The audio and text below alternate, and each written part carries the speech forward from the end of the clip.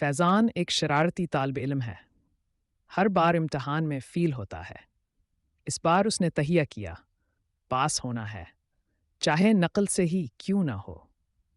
فیضان نے پختہ ارادہ ظاہر کیا۔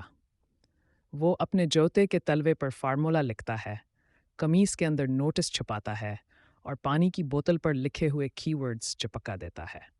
وہ خود کو سمجھتا ہے نقل کا بادشاہ۔ ایک مزاحیہ منظر، امتحان کے دن وہ کمرے میں داخل ہوتا ہے، لیکن آج اوپن بک امتحان ہے، جو لانا ہے لے آؤ۔ ماسٹر صاحب نے اعلان کیا۔ فیضان ہکا بکا رہ گیا۔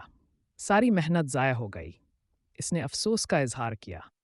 او بھائی، کاش یہ سب پڑھ ہی لیتا۔ آخر میں وہ ایک لائن لکھتا ہے، میں فیل ہوا لیکن عزت بچ گئی۔